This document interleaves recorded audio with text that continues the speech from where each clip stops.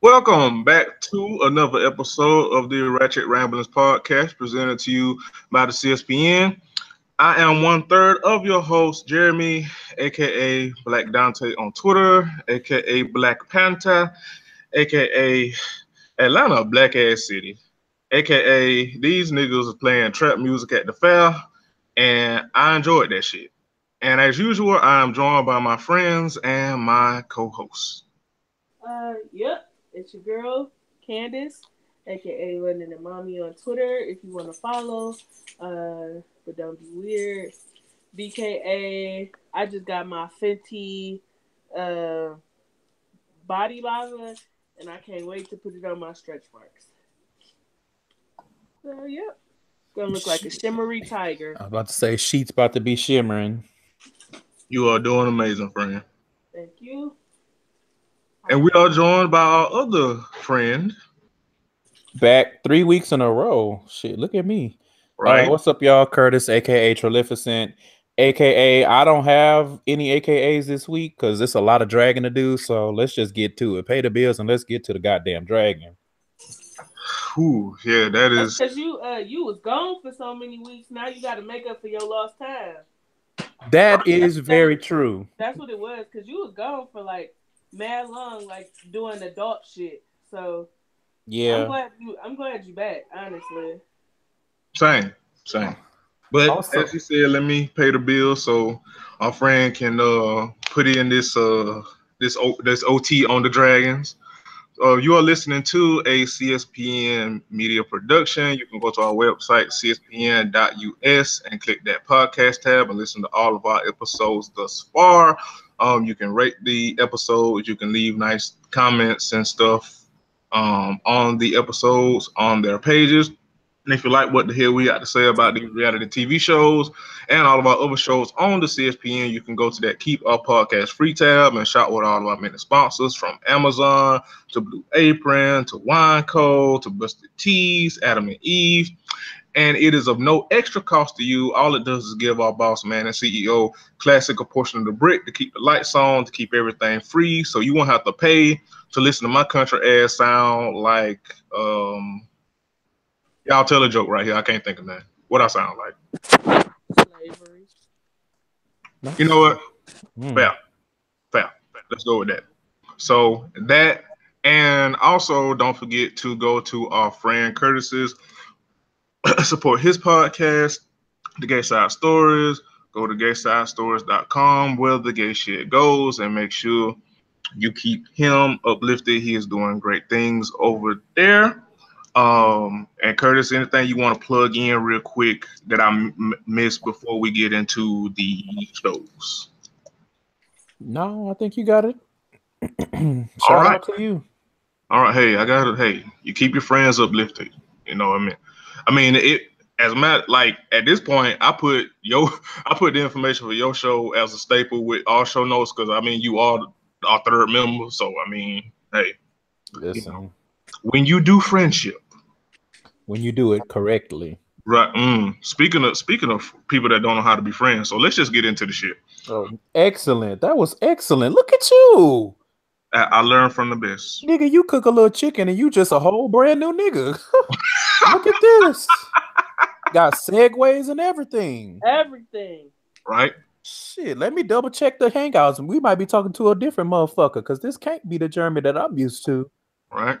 Shit. Right. So listen, friends. Some of y'all brilliance has rubbed off on me. It's fine. That was an excellent. I am impressed. Right. I too. I was like, whoa. When you do podcastery. Shit. I would just like to say I am glad that we have taken that and have not worn it out because I love when we do plays on that. That is amazing. Listen, you can say a lot of things about Monique. A lot of it will probably be valid and true. But that when you do clownery, that shit is timeless. To me. I may never get tired of it. And all the variations. So, good luck, everybody. Agreed. Monique looked like she smelled like seasoning though. She do. Like Lowry's. Yeah. I was gonna say Tony Sassery, but it's the same thing. Same thing, just depending on where you at. Same difference. It's gonna be full of diabetes. It's fine. It's fine. That's fine. Oh, so so y'all want to get the before we get into the show. So so Nicki released her 2 singles, as was reported, and Them shits was boo boo. Let's call a thing a thing. They were. I could kind of see the hook of Chun-Li like growing on you after a while, but it's not a good enough song to listen to for that to happen. Both of them songs were mediocre as hell. And that's being kind because listen, I did not listen to the whole Barbie things. I pretty much just turned it off after she slugged Remy wig off her head. And then she did do that. We'll give her that. I'll give her that. Although she like a year late. She like a year very fucking late. Right. Like Rick already then dragged herself by not doing shit worthwhile. So right. Dragging like a motherfucker. It really was pointless, but okay, will give you that one. Chun-Li, I like the beat for somebody that's not Nicki Minaj, and I like. That's just that. Like this is the music aspect of it. Like we haven't even gotten to dragging her for that Academy Award attempt of an interview she did on Beats One. Yeah, those 2 songs. Listen, they are not that girl. They're not that girl. But didn't I say the same thing last week about Drake? Like, if I feel like Drake is at a point in his career where he shouldn't be spoon feeding us singles. Yeah, like prepare us for an album and give us an album. I feel the exact same way about Nicki. You have been in the game too long to be spoon feeding us singles. The thing about Nicki though is I'm not sure if she has a choice because all of her albums, for the most part, are not good. At least Drake put out at least 1 or 2 good albums. Nicki has not. So I feel like she's always spoon feeding singles trying to test the waters. But my thing is, like I said last week, with the rumor that you pushed your stuff back so you wouldn't steal Cardi's shine, you had better bring it, and you did not. Well, I think we could go ahead and lay that rumor to rest. Yeah, I mean, I didn't believe it, and I still don't believe it. She turned around and did this interview and pretty much used Cardi's name and Amigos' name to push these singles. She basically said that. So she basically said that first of all, Motorsport is not a fire enough single to even be drumming up all this old ass bullshit. Listen, shout out to wasn't it Basic Bitchin' on Twitter that said that? Shout out to her because that shout out to her. And I said it in our group chat. Like this shit is not that fire. Nope. Right. So that was 1. 2, I didn't hear about a quarter of this drama when the song dropped. Nope. Right. But I guess apparently when the song dropped and somebody asked Cardi about Nicki's verse or whatever, she was like, "That's not the original verse I heard," and then I guess that pissed Nicki off because the original verse says some shit like, "Cardi the QB, I'm Vince Lombardi," and Cardi was like, she got to change that. How we on the song together and you trying to diss me?" I mean, because depending on your sports knowledge, it can be interpreted as some shady boots type of shit that Nicki was doing. Because, Vince Lombardi, one of the most revered athletes, coaches, and whatever the fuck in the NFL. And then you just calling Cardi just some quarterback trying to get to be Vince Lombardi. Basically, what it was, Nicki finally found a different way to say these bitches are my son, but she was talking specifically to Cardi. Right. She just worded it differently. And the label, so she told the label to make that Nicki needed to change the lyric, or she was gonna pull out of the song. And then I guess, being somewhat of a semi-quarter eighth decent boyfriend, Offset pretty much said that if Nicki didn't change the lyric, the song was scrapped all together. The shit was just gonna be scrapped, period. It wasn't no going back and forth. So she changed the shit, And that's where we got Quavo the QB. I'm Vince Lombardi. And then she went in this interview and fake cried. Let me tell you something. You never gonna convince me you crying if I don't see no tears. I don't believe dry crying is a thing. It's not even that. I just, given what we know about Nicki and what we've seen of Nicki, you're not gonna convince me that you sitting there crying because Cardi didn't show you love in interviews. You're not gonna convince me that you crying over that. And we have proof that Cardi has shown Nicki love various times in interviews. So it was just kind of like, girl, like, just call it what it is. You were mad that you had to change your verse. You did not expect it to be talked about. Cardi said it probably because it was fresh on her mind, not even thinking. And you were mad and you pressed. And y'all can feel how y'all want to feel about it. It screams to me that you are threatened by Cardi's success. All of these theatrics and all of this acting that you do, like, I feel that that's a salient point. Because the thing with Nicki that's always been like, she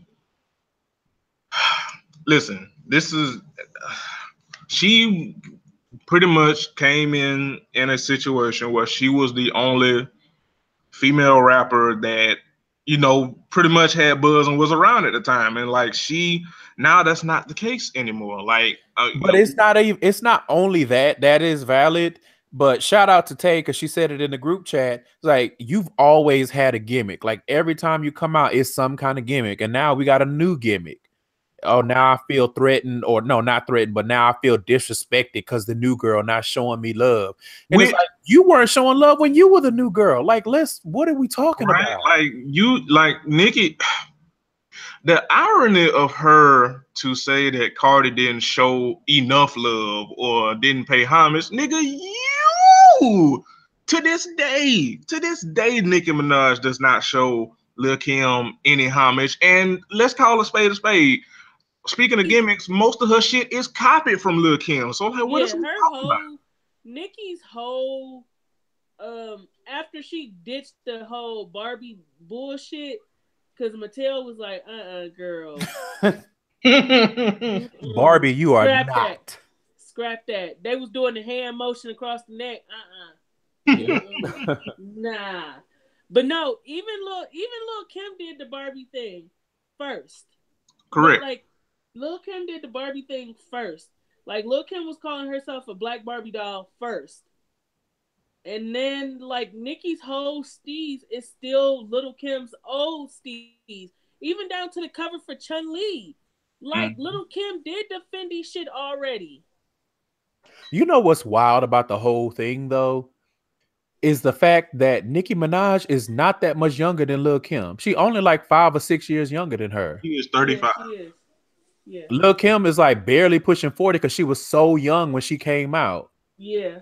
Also, shout out to Kim. I feel like the more we see of Nicki, the more we realize that Kim was ahead of her time. Like, her fashion, her style, her everything she did, Kim was ahead of her time. Like, and I know that we get on Kim for the plastic surgery and the way she look and shit now, but we got to start giving Lil Kim her roses before she end up in the grave or some shit, and then we like, oh, she was the other, cause like, it's not a look that Nicki hasn't done that Kim did not do first. Listen, we know Lil Kim in regards to fashion and whatnot is iconic because Beyonce dedicated like a whole weekend to emulating her looks. Beyonce don't do that for nobody. That's correct. And the thing about it is, and not even just fashion. Lil Kim was like one of the first female rappers to have a makeup line with MAC during the Viva Glam campaign. And the thing that's crazy to me about it is, look, I mean, you can say what you want. Lil Kim, as far as rapping, Lil Kim gonna always be that deal over Nicki Minaj, and I don't care what anybody says. Like, Kim got classics. She has multiple classic albums. Nicki Minaj does not have a classic album. And it's crazy because I feel like Nicki is a better rapper, but she don't know how to do me. I don't know what's going on with Nicki. Can I just please let me? Safari is a better rapper. Oh, Mm, well, mm. well. And you can tell because when she was with Safari, that's you saw it. But ever since her and Safari broke up, it's been Boo Boo.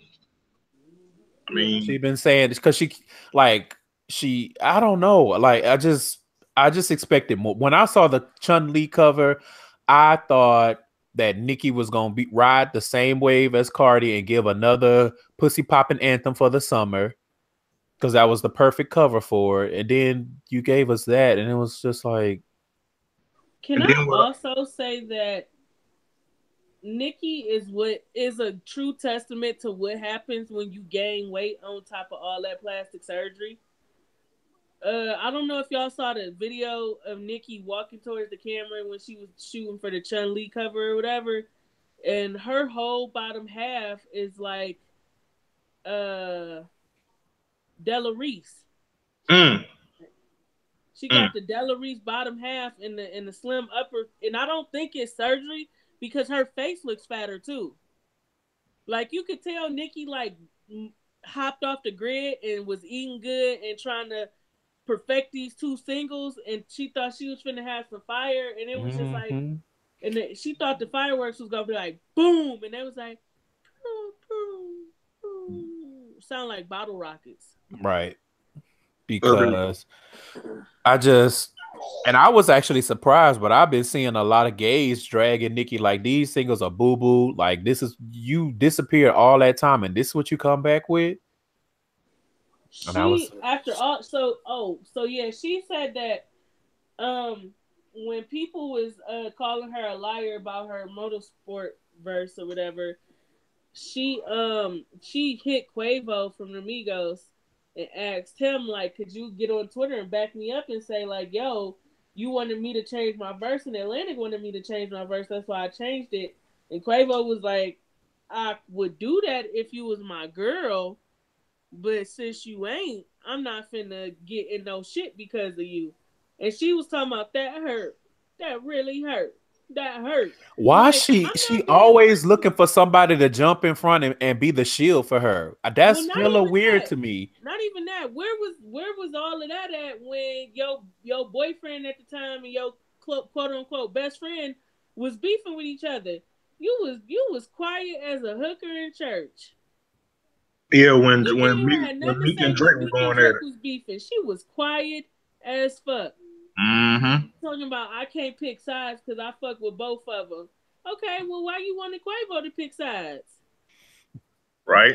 That sound like the sound. It's funny because, and I said this on Twitter. It is funny that those years ago when Nicki called out Taylor Swift for always being messy, always being shady, always being the victim, and it's like it's Spider-Man pointing at Spider-Man, and everybody realizes it, but Nicki. I'm gonna say, like, no, she realized it. She know what she's doing. I'm gonna say this, in like, everybody has embraced Cardi. But people you wouldn't expect have embraced Cardi. I saw a video on Cardi page. I saw a video on Cardi page of Denzel Washington quoting Cardi B lyrics. Holy shit! Right? Denzel was quoting Moneybag or some. No, I Like It. He was quoting the lyrics to I Like It. And she had Snoop Dogg with his do-rag on, just he vibing. Like you got Oprah lying about listening to the album. The fact that Oprah would even lie about listening to it to support that girl, that says a lot. And it all points to the fact that Cardi has a welcoming, warm spirit and energy that makes you root for her and respect what she's doing and who she is. Nicki doesn't have that. She's not likable. And that she's not likable at all. Nicki Minaj has always come across as a bitch. And I remember in that first documentary, I think this was right after her and Safari broke up on this last album or some shit.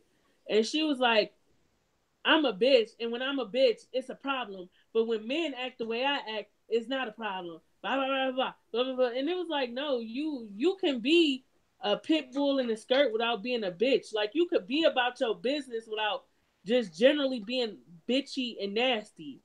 She just generally has a nasty energy about her. Mm-hmm. And it's evident because her relationships show it. Her, like, because we all know that she is, like, abusive as fuck to Safari. Right. We all seen them interviews. We all seen them excerpts. We all seen them. Meek said she has a nasty attitude. Right. So it's you, beloved. It's you. It's Also, I would just like to point out the fact that that Nicki damn near 40 and beefing with people and having beef and mess and looking goofy with people that's in their 20s. Then she posted a video last night, a snap of her and Quavo together. And that nigga looked like he wanted to say help. Not only are you a bitch, you pathetic. Like, in what world are you about to sit up and record a video with the same nigga you claim left you to die on the hill, and you were so hurt behind it? You sound fucking ridiculous, Nicki. You way too old. I'm so good. Listen, let me just say this: my queen of hip hop is not piggybacking off new artists to sell singles. Let me just say that. And I don't like, if I had to say who's the queen of hip hop still, I'm still about to be running with like Lil Kim. I'm still going back to the Lil Kim era. My queen is not fighting, is not putting out terrible singles and then using made up beef to promote them. Well, you know what? I'm gonna let you have that. Now she beef with people, but I don't. Did she put out any music when she like tore Nicki head off? She did that. Put out an album. That's why I was just gonna let you have it. But I don't remember no singles from it. But I'm talking That's about because it was on sale on PayPal. Yeah, let's go with Kim in her prime. We're gonna go with Kim. Talk about a self-drag. Kim pre-jail, not Kimmy post-jail. I was like, I was like, ooh, is she really? It came with like a keychain and a poster and a t-shirt. I was like, ooh, Candace, what you doing, baby? Ooh, I was like, oh, but Candace is smart. I was like, she gonna get to it. She gonna get to it. But I don't consider her beef with Nicki like worth really talking about, because Nicki was a coward about it, never said nothing. Nicki always a coward about everything. She wants somebody else, just like when Sheetha came out and she mad at Trey Songz. Yeah. Right. Like, what does he have to do with anything? You just got eviscerated on a track, and probably a lot of that stuff was not true, but some of it is. And you mad at Trey Songz? I definitely believe the part about her butt dropping. Oh yeah, we've seen that in shows. Yeah, I definitely believe her plastic surgery had been done terribly. But it's like you on Twitter talking about Bottoms Up was a huge hit because of me. And it's like, what does that have to do with anything? Why are you not on your way to the studio at that precise moment? Right. And then when you did clap back, you had to bring Drake and Lil Wayne to do it. And then y'all released 2 crappy, shitty ass singles. It is not looking good for the Barbs. Not looking good at all. Well, the true Barbs, they're not gonna tell the truth about it. You know, to them, everything is fire, and this the queen. We've been waiting. The queen is back, and da-da-da-da. And I'm like, I love how collectively the internet has been dragging Nicki for this shit. Truly, like I said, like I said, if she had come with some real heat in the music, we would be singing a different song right now. I'm gonna be honest, but because the music is weak, it just highlights everything else that's weak about her. Yeah, and I'm like, how are you so weak? And you like, I just don't get it. You had a whole little mini era with Beyonce. Like, nobody should be able to say shit to you that rattles you at this point. Let me tell you something. It's really easy to be rattled when your queendom is built on the shaky foundation. when you're self-proclaimed queendom, because I'm like, what are you queen of? You queen when nobody else is around? I'm confused. I don't know. Good luck, Nikki, because you need it. Nah, we said, didn't you say we placing her on the sick and shut in? Yes, that too. Good luck. She's on the sick and shut in list. I don't have nothing else for Onika. Yeah, I don't have anything else for her. Good luck, and her bitch. brother, and we never talked about it, but it's not lost on me that your brother was convicted of raping a child. He was convicted, ma'am. Convicted. Yeah, Found I mean, guilty. that's not really, don't really have anything to do with her specifically, but you just have a lot going on, ma'am. Mm-hmm. But again, at the end, at the beginning and the middle of the day, the music is boo boo. Okay, the music is diarrhea. The music is it is porta potty at Coachella. It's just not good. Yeah, Yep. you. Sick and shut in. Sick and shut in. Let's move on because I'm tired of even thinking about her right now. Yep. Right. So so we have Black Ink, Love and Hip Hop, and Real Housewives of Atlanta. We're gonna save Real Housewives of Atlanta part one of the reunion. We're gonna say that for last. Oh So yeah, because collectively we have the least notes about Black Ink Crew, we gonna get Black Ink Crew out the way. Hello everybody. My name is Candace, and I just want to tell you that I would have handled things far worse, far more physically violent than oh shit did. I would have beat everybody the fuck up at the sip and see. Everybody Everybody would got their ass beat at that sip and see. Let's say this. So for we've seen it all season long. Sky making jokes about the baby not being oh shits or whatever, but it was in a joking manner. And if you know black people, you know one like running jokes amongst black people is like when the baby don't look like the dad, they be like, "Shit, that's the milkman baby." Like it's always been a running joke, like that I've heard even in my own family. Like, that baby don't look nothing like so and so, child. That's probably the milkman baby. So when Kevin showed up at that sipping scene with a drugstore DNA test, I was like, what is y'all? But listen, what the fuck is? Why is y'all? No, you don't do that to somebody who's allowing you to be around their baby. Like that is so fucking trash. And then these motherfuckers try to get Sky to do it, and Sky like, yo, like when Sky's being the voice of reason, y'all really doing something fucked up. Right. Right. That was No. Why would y'all do this? No, cut that shit the fuck out. And that was even my when Sky was like, chill, they kept going.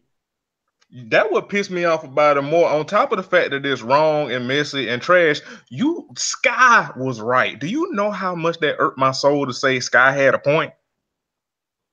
Especially after the shit she pulled earlier in the episode. Right. Yeah. So it's like, what the fuck are y'all doing? And Donna, I'm a pair of something. I'm gonna tell you something. Oh, go ahead. Donna is miserable. And I feel bad because Jeremy, I think Donna is like around your age. Like, yeah, she's younger than me. Yeah, I was gonna say she younger than him. She like 24, 25 or some shit. And it has to be really miserable to be getting some of the type of notoriety that she's getting a steady paycheck when you came to New York and was all but homeless, and you still can't find a source of happiness so that you're not constantly in the middle of mess and bullshit. Donna is constantly in the middle. If it's some shit on Black Ink, Donna's in the middle of it. When the shit happened with Melody, Donna was in the middle of it. When the shit happened in Japan with Sky going off on Teddy and Kitty, Donna was in the middle of that too. Like Donna's always in the middle of mess. And it's like, you need to get a fucking grip. Like, you, the last thing you should be doing is being in some shit after you just had a traumatic pregnancy experience. Why don't you go sit the fuck down and heal from that? I agree. I think she is miserable. Because and before we was talking when we was talking about a pregame, and that when we was talking about it, that's the first thing that popped in my mind. It's like the same shit that you doing here. Like you did the same shit with Medley. Like taking some shit, not minding your damn business, and leading a crusade of some sorts on somebody else's business and life and problems. It's like, what the fuck are you doing, Donna? And then parroting Curtis in the group chat, you ugly. Like, what is you doing? Oh yeah, she. I guess because I haven't watched Black Ink in a couple because I missed it the other week, and I just let y'all talk about it. And then seeing all the different hairstyles, I was like, "Ooh, this." Donna, you in danger, girl. Donna looked like, you know what Donna looked like? Donna looked like, what's that thing called? Strawberry shortcake, but like on meth. Y'all know that little strawberry shortcake girl? Yeah. Accurate. I can't find a lie. Because that missing tooth bothers the fuck out of me. Yeah, and that's what I said when me and my mom was watching it. I was like, this bitch know how to do everything but get to a dentist. Literally. Get to an orthodontist so they can make her an implant for that goddamn loose ass space in the bottom of her goddamn mouth. I mean, that is a space. It's like a parking space. I'm like, sis. It's like for RV. Yeah, for like an expedition and shit. I'm like, and it's so prominent. I don't like, it's not like a tooth in the back or no shit. It's right in the front. It's like, hello. Right in the front. I'm like, you don't feel that cool breeze every time you open up your mouth trying to smile and shit? I know you feel a breeze. That tooth won't help me how. And then they gonna send Tati, dumbass. I never seen the shop manager who always fucking drunk.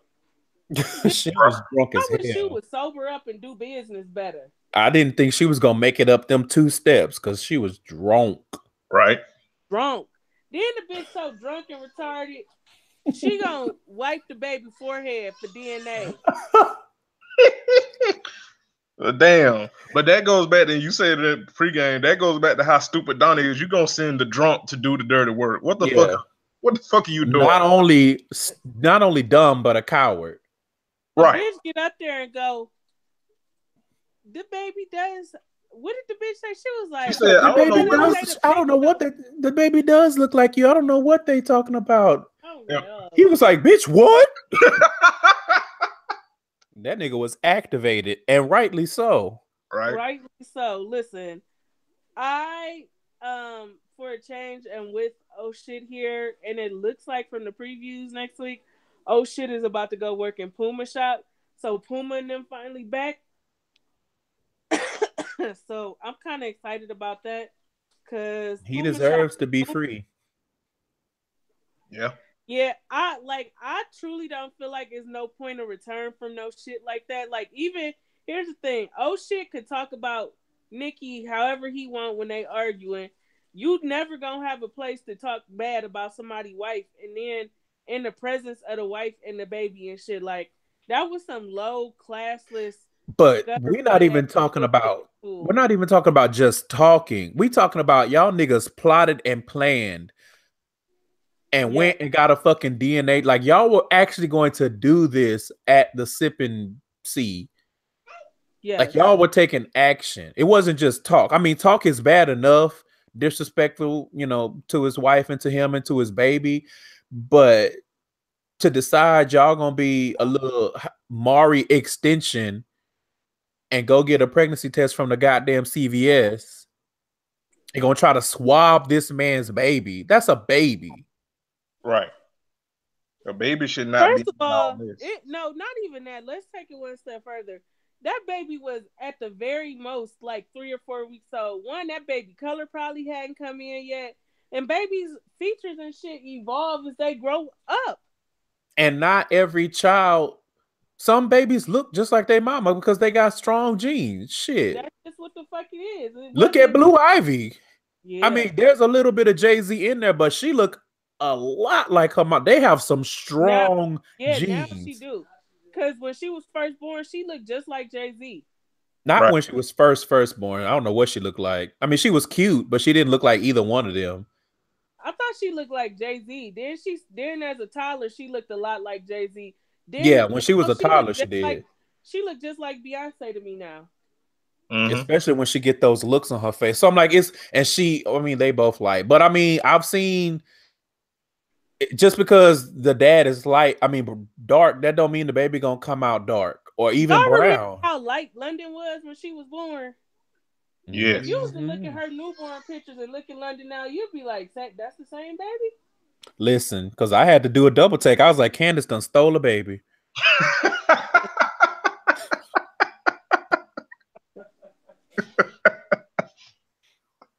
A light-skinned baby at the... I knew as light as she was, who baby she was, because she got them ears like her daddy. That's oatmeal. So for them to go in there acting like the baby, like a baby can't ever not look like the father and all of that shit, I was like, and again, I have to go back to you sat on our good sis Google and did all that Googling about pregnancy, and you still dumb as fuck when it comes to children. Listen, just gonna volunteer to be Young Babe's doula without an lick of training or what, and you just gonna hop on Google and, like you said, Curtis, still be dumb as a box of rocks.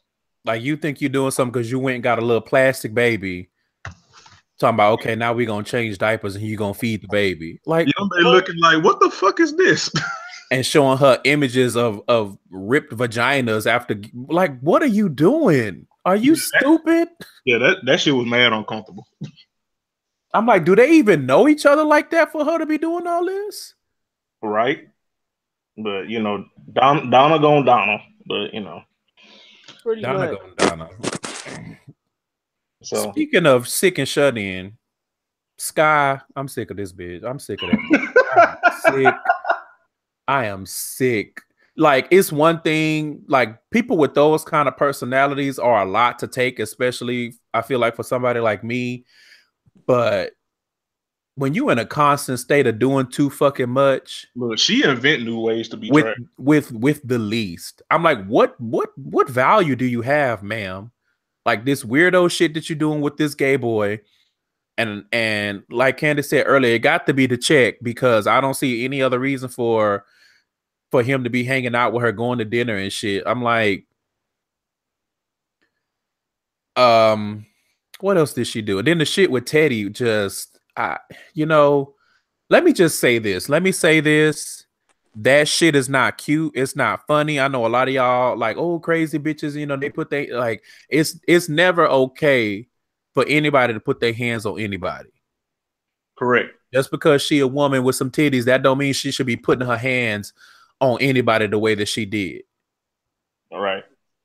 And Teddy just, he just went in his phone and was like, this bitch is crazy. But you know what that is? That's because he admitted it later in the episode when she quote unquote apologized. I mean, she did apologize, but I just felt like this guy, so you can only give us so much. Right. But he did that because he has a soft spot for her and she knows it and she takes advantage of it. Because I don't see Sky putting her hands on no other man in that shop the way she did Teddy. Right. Not even Walt Fork built there. She wouldn't put her hands on C's like that. That's her brother. She wouldn't slap C's in the face like that. And there are plenty of times when C's probably deserved to be slapped in his goddamn face. Right. Just on the virtue of him being C's, but yes. Right. And so, you gonna slap this man his face just because he's saying something you don't like? Like, first of all, let me say this. It took Donna forever because, we don't know what's the time frame from when they shoot and, week to week. So for us, it's just a week. But, when they film and stuff, we don't know how long it's going to take. But Donna did get Jada a new roommate. So I will give her that. However, Sky downplaying that shit about why Jada was upset, talking about, well, what did you do in order? Right. When you gonna take responsibility? Take responsibility for the bitch moving out without telling me? Are you crazy? And then bringing up, It's not that. We know what it is. Sky has spent her whole tenure on this show chasing after Teddy, and she's still not good enough for him. Teddy don't want Sky. All the surgeries in the world, he still don't want Sky. He don't want shit to do with Sky outside of a friend level, and she's sick. Like, it's crazy because he said, like, she do this with more than just women on the show. Any woman in his life. That shit not okay. Nope. right? That's creepy. It's not okay. Like, okay, I could see it maybe for to keep your storyline on the show. So if you're trying to fuck somebody in the shop, okay, maybe you act out because it's entertainment. But there's no reason that when the camera's not rolling, you should be interfering in this man's personal life. Period. Like, I feel like Sky has been given a pass for being crazy for so long that she don't see just how disgusting of a person she really is. Cause like I used to like Sky. I was like, oh, this bitch silly. She be wilding, haha. And like it's like, but it never stops. There's no off switch to the shit. And it just gets worse and worse. Right. Like spreading rumors about somebody having an STD and claiming that they fucked on somebody else's boyfriend with no proof. And like I went back and like Wednesday, I was rewatching the episodes leading up to the new one. And she was like, yeah, some bitch that's mad at Jada because she fucked her man or whatever says she got herpes. I know this shit a lie, but I'm about to run with it anyways. Like she invents new ways to be trash. She really does. And it's, it's been fuck Sky for a while for me, and like I don't even put on the sick and shut in. Let's just Sky go to hell, but that's just how I feel about it at this point. It's just she trash. That's all I got. Yeah, she trash. I don't. That shit was like she was downplaying like, well, what is it that serious or is it more to it? What did you do? Like, bitch, this is Rent. What the fuck? And we're in New York City. What the fuck you mean? Right. She's like, well, she just lost her baby. I'm like, so the rent not due anymore? Right. I mean, I sympathize that she just lost her baby, but guess who don't sympathize? Listen, the landlord. Right. What does her losing the baby have to do with my rent? Like, it wouldn't have taken you anything to sit down and be like, oh, listen, I really feel like I need to be with my man, but I'm going to help you get a new, like, you could have told her, I'm going to help you get a new roommate. Right. And you would have avoided a whole bunch of bullshit. Now, again, she did get her one, so, but still, the way you went about it, like, you could have been an adult about the whole thing. And for Sky to downplay that shit, girl, fuck you. Fuck both of them. They both bozos. True. That is true. So we can move on. The last thing, and y'all jump in if I'm forgetting something. The scene with Alex and his dad. He better than me. I'll say that. Alex better than me. Yeah. Yeah. That whole shit, like what he was described, I was a little bit triggered. I'm not gonna lie, but I can't imagine having my child in my hand and anybody, let alone my parent, trying to put their hands on me while I have my child in my hands. Right. So, like I said, it would have been rap for that. Wouldn't have been. Yeah. I wouldn't have needed your apology. Keep your apologies. Like, it ain't nothing that we could honestly talk about, discuss. You don't put your hands on me, first of all, period. I'm an adult. Keep your goddamn hands off of me at this point. If you can't talk to me like we got some adults with some sense, then let's just not fucking talk and you take your ass on and I'm gonna go home. But with my kid in my hands, really? Okay, yeah, nah. First of all, that'll be the time that you got to beat somebody's ass, and it don't matter who it is. True. It's just true. He paid Caesar his money back. I feel like I end up liking Alex, and I didn't mean to. Yeah. Yeah, he seems all right. He just, perhaps someone needs to pull him aside about that branding because Vagina Slayer ain't it. Right. But beyond that, he seems like, he's trying to do his best, but he's young and we make mistakes when we're young. And shout out to him for, I guess, having an open heart and being willing to have that conversation with his father because he better than me. Shit, anybody who listens to my show know how petty I am. Fuck that shit. Right. Like he's well within his rights, and like I said, shout out, good for him. But for Yeah. me, myself personally, Shit, we ain't all built like that, let me tell you. right, And, me myself personally, if I was him, I'd be like, fuck you, dad, and call it a day. And it's always people. Yeah. Go ahead. But the other part is, like, it need to be a conversation in Black homes and Black communities, like that whole feeling like you could just put your hands on your kids when you feel like it. That shit tired. That shit dead. And I mean that.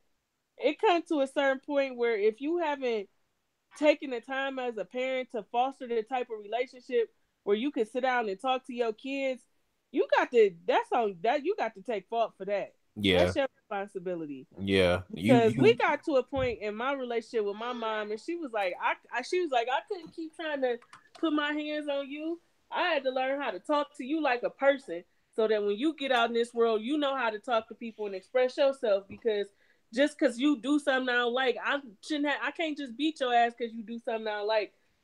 Like, she was like, that just don't make no sense. I need to stop cussing. I'm not about to be cussing you out and talking to you all like a dog and shit. Like, at some point, Black families gonna have to realize that's really just not the key to life. So you actually took some of the words right out of my mouth because I had a note saying that, like, me and Bree, shout out to Bree, bad bitch, doing amazing things. Yes. But we've had conversations about this before, not only because of the things that I've been through, but her also, and then also with her kids. But tagging along to what you said, Candace, about that conversation that needs to be had, not only putting your hands on your kids and not being able to talk to them like they're humans, but also, especially with Black parents, not being capable or willing to admit fault and apologize. Like, they feel like I don't do wrong when it comes to my kids. Like, a lot of Black parents feel like that, and that shit is damaging. Because you do shit like what Alex's dad do and feel like you justify, or you found a justification. Like, there's no justification for you trying to put your hands on that man, number one. But then when he had his kid, like, there's no justification for that. No, it's not. And he should not have had to come to you after cutting you off for a year for you to apologize. Like, you should have been sorry for what you did. Let me just say this too. My mother, in her many years of parenting, has perfected a certain tone and look that lets me know to get the fuck up out her face and let her process whatever way she is feeling with me. Like, we have gotten that together. Like, because I too am human, and I too still sometimes as a child push the boundaries with my mother, especially because I feel like, well, I'm an adult, I got my own kid, I'm married, I got this, that, and the third, and like sometimes my mother have to rein it back in. Like, yeah, I understand you doing all of that, but I'm still your mother, and you still gonna give me a certain level of respect at all times. But and now she know how to like explain it without like going left. She'll be like, Candace, you starting to push it. Leave me alone now. I don't feel like talking to you right now. We're gonna come back to this conversation, but right now you're on my bad side. And then I leave her the fuck alone because I know the next step after constantly poking the bear is gonna be like, bitch, what the fuck I just tell you? Okay. Okay, like, because it's Don't hit you upside the head with a white diamond bottle. Like, okay, I was about to say she gonna be attacking. Kid or no kid, like parent or no parent, you can only poke a bear but so much. But I appreciate that my mother she handled me in a way where she could like let me know she not feeling my energy without like talking to me crazy or jumping on me or no crazy shit like that. Like, I don't know what people be thinking because I'm just like, you put your hands on an adult, you need to be prepared to get beat the fuck up. Yeah. Yeah. We will be talking about some individuals later on that need to get beat the fuck up. But Sky. Well, Jeremy, she did get beat up though. your segues, Jeremy. I like some. Mm-hmm. He been studying or something. Listen. When you do the literacy. Well, all right. Show title. So I think is that it for Black Ink Crew, yo? Yeah. Yeah, Scott and Donna got into it. Scott pushed Donna and then Donna yoked her. Yeah, she did. Scott got way too much mouth to not be able to actually fight. Yeah. Right. I got one more thing to say. Big Fish Entertainment, fuck y'all for giving C's these Zordon ass lines to try to make him seem like a decent person. Cause I'm tired of it.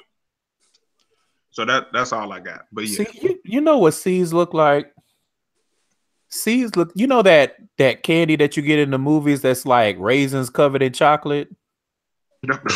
Yeah. What's it called? Raisinets? That's what he looks like. He look like a raisinette. He do look like a raisinette. He look like a Whopper. You know the malt ball thing? Yeah, I was thinking that, but I said raisinette because he got a long head, and you know Whoppers are real circular. Yeah, they small. So. But either one. Yeah. Anyway, so what's next? Love and Hip Hop? Yes. So let me start off by saying that Sean Garrett and that is disgusting. Let me say something. Sean Garrett looked like a Ninja Turtle that's been charbroiled. He looked like, you know, them he looked like a Teddy Graham. Yo, you know what he looks like a putty from Power Rangers. No, he too fat for that. You know, them putties were in shape to get their ass beat. That's a good point, Curtis. That's a good point. That's a good point. But so not that Curtis kicked us off with that and got he looked like pound cake. Yes. Who's the other person that we always make fun of for looking like a pastry? Is it one of the DJs? Academic. DJ Self. Well, no. Academics look like every baked pastry you could think of. He does. He looked like Mrs. Barrett's, and that's it. Insert whatever pastry you want. Mm-hmm. Accurate. I'll never forget when I made that joke and somebody photoshopped him on a honey bun. Because that's what it looked like. Mm-hmm. Correct. So first and foremost, I would just like to say this. Shooter and Kirk Frost. Let me interrupt you real quick. Go ahead. You know what Shooter looks like? I didn't get a good look at him before. You know what? Shooter looks like an orc from like Lord of the Rings. Like every time his face squared up in the screen, I was like, what is his face? I know the face. And then it finally hit me. I was like, oh, this nigga looked like an Uruk-hai. Curtis. Anyway, go ahead. Sorry, I just had to get that off my chest. It's fine. Accurate. First, so Kirk and Shooter. It was watching this episode. It was very odd for me to see these two niggas talk about black on black crime and mentoring and the youth and guidance and all this, that, and the third. When you two niggas both have whole ass mistreated your families on national TV, I was just looking like, not y'all. Like, this message would be good coming from somebody that's not y'all. I was conflicted during that whole first part with Shooter because of that, but then it's like, you know, at the same time his kid is dead, so I didn't know what to make of it. True. Because I mean, on the one hand, yeah, I mean, I guess it's I'm not taking away from him being moved because of his son's death. It's just it was odd to me, and especially in Kirk's case, talking about these youngsters don't respect OGs and stuff, and I'm like, No, Nick, not Kirk. Kirk was talking out the side of his goddamn neck, as usual. right. But then on the other hand, it was also, and I think we said it either last week or a couple of weeks ago, but like the little bit I felt for Shooter, he turned around and then ruined it for me because he basically was like, oh, I feel a type of way because Sierra ain't been talking to me and Sierra ain't been there for me in my time of need. But I'm like, but you cheated on her, and then according to the assistant, you got 2 whole ass outside babies. Like,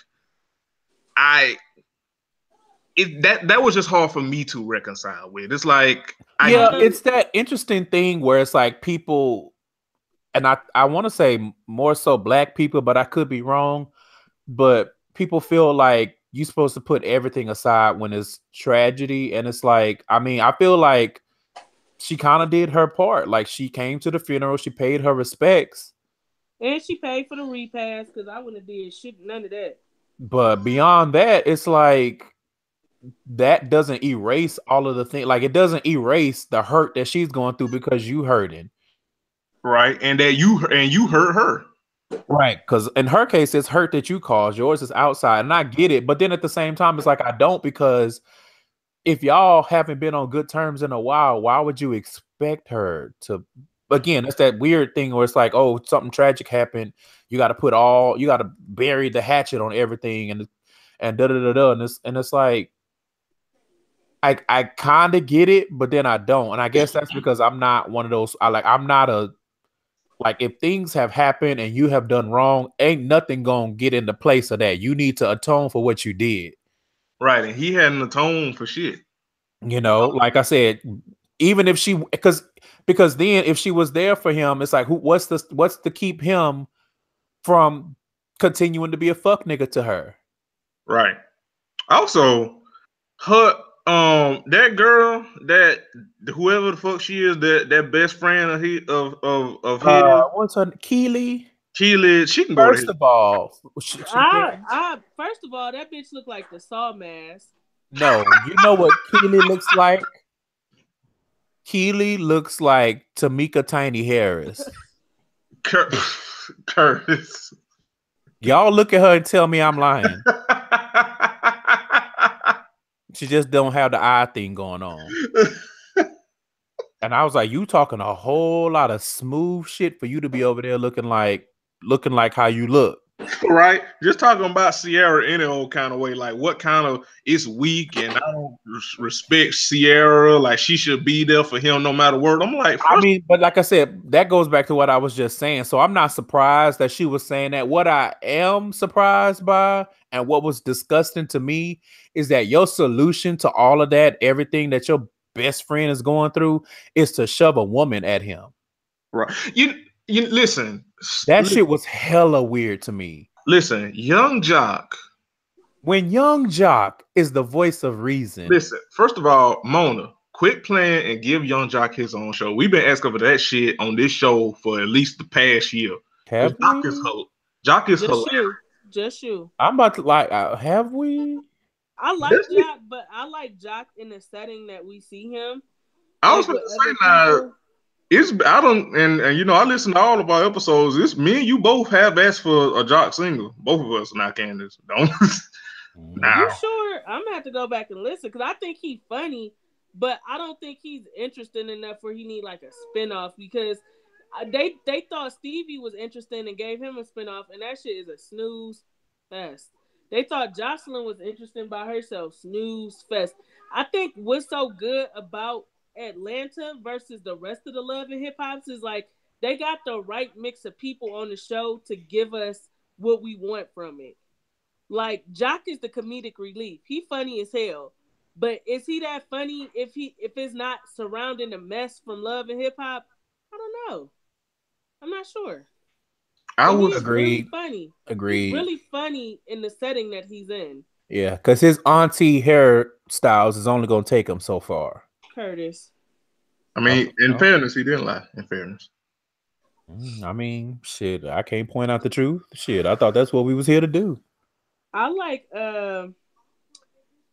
Keely's boyfriend. Yo, the way That he nigga, handled her. that That nigga nigga was said, when unbothered you as fuck. covered by the blood of Jesus, it just bounced right off of you.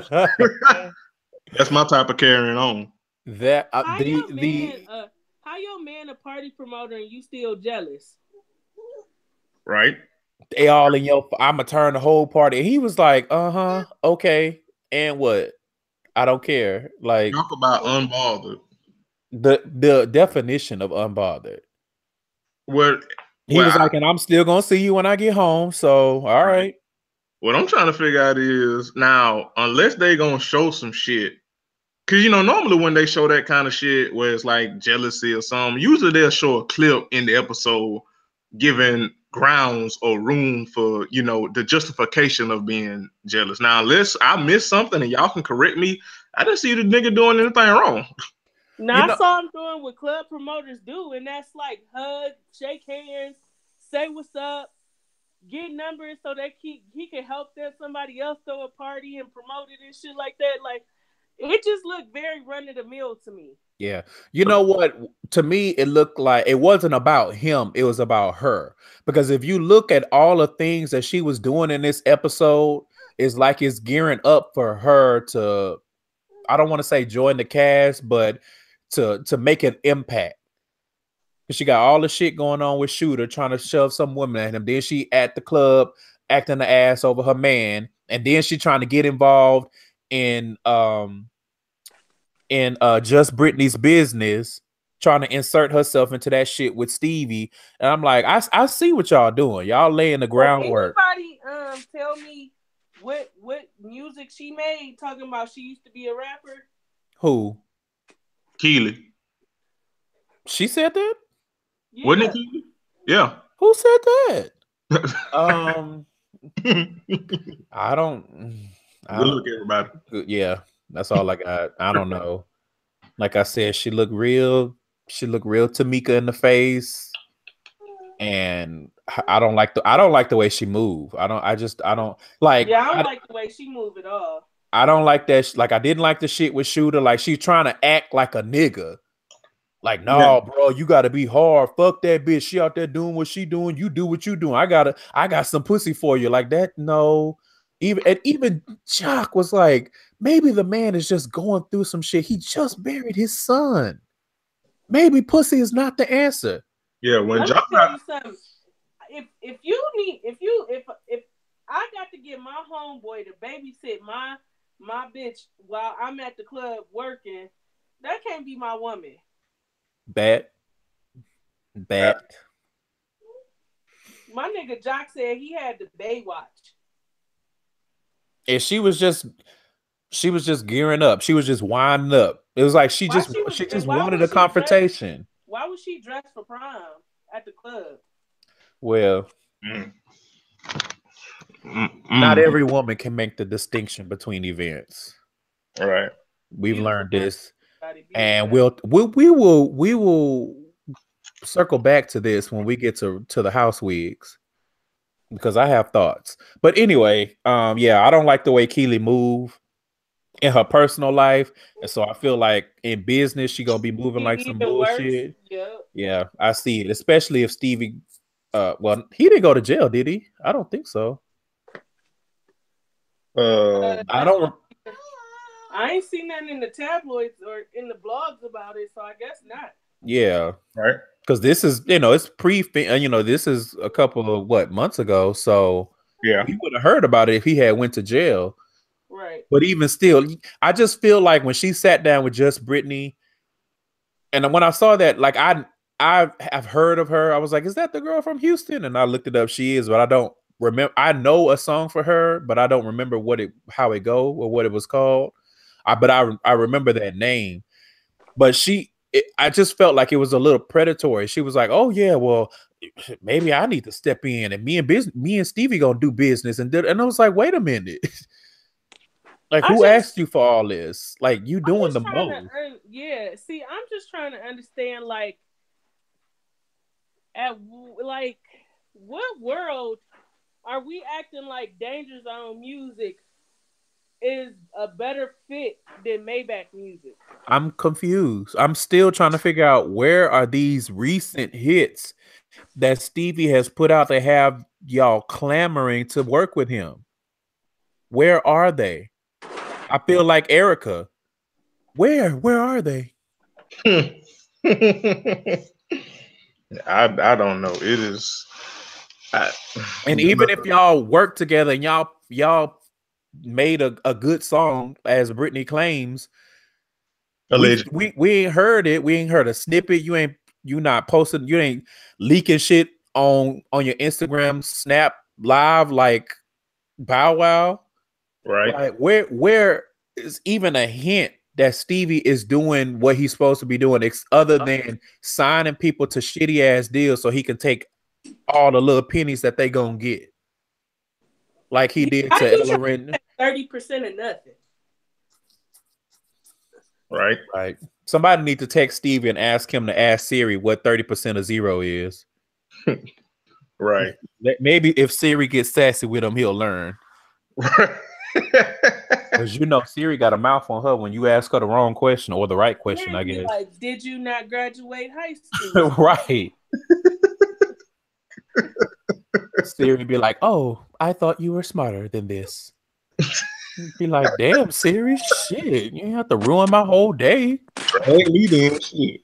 Funky bitch. Anyway, yeah, I don't like the way Keely moved, and I was happy at first that Brittany was trying to stay out of the drama. Like she seemed like she had a good head on her shoulders, and she was like, "I'm not about to mess." But then as soon as Keely little piglet ass came around, she changed her mind, and I'm like, this is not a good idea. It's not a good idea. You can't root for them for too long. I know, right? It feel like the Reed. Every time they say something good about somebody, they come out being shitty the next week. Right. When I saw the previews for next week, and what this how I know Love and Hip Hop is these cast members are in the world all they own. Because in what world do you ask your baby mama to handle your business affairs? Yo, I have that in my notes. Like, so Stevie don't have no other business partners or anything outside of Mimi? That's how you know Danger Zone really don't exist.